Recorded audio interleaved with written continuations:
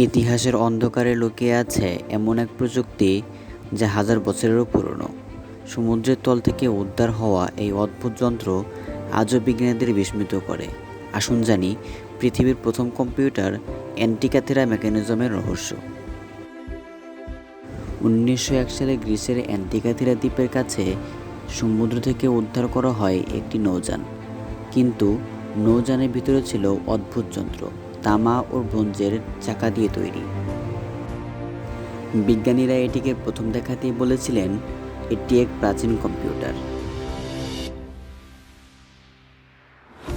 যন্ত্রটি গ্রহ, সূর্য, চাঁদ এবং সৌরজগতের গ্রহের অবস্থান হিসাব করতে সক্ষম ছিল। প্রায় 2000 বছরের পুরনো এই যন্ত্র দেখে আজও আমরা বিস্মিত হই। কিভাবে প্রাচীন মানুষ এমন প্রযুক্তি তৈরি করতে পারত? অ্যান্টিক্যাথেরা মেকানিজমে ছিল বহুল ঘূর্ণায়মান চাকা।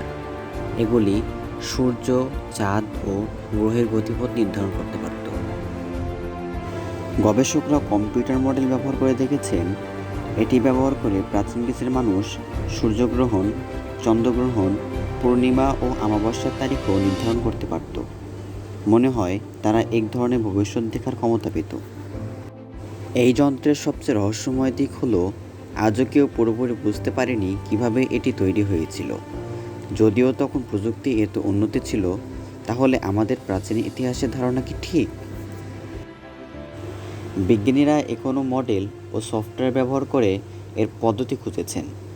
কেউ কেউ বলেন প্রাচীন গ্রিসের মানুষ আমাদের ভাবনার চেয়েও অনেক বেশি উদ্ভাবনীয় ছিল।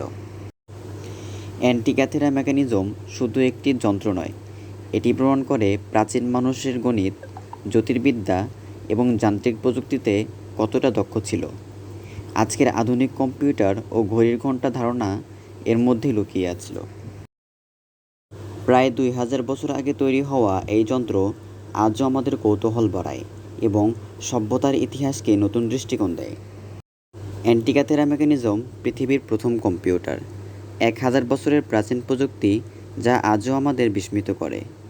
আপনি যদি ইতিহাসের এমন অদ্ভুত রহস্য দেখতে চান, তাহলে চ্যানেলটি সাবস্ক্রাইব করুন, ভিডিওটি লাইক দিন এবং বন্ধুদের সাথে শেয়ার করতে ভুলবেন না। দেখা হচ্ছে পরবর্তী ভিডিওতে। এ পর্যন্ত ভালো থাকুন, সুস্থ থাকুন। ধন্যবাদ।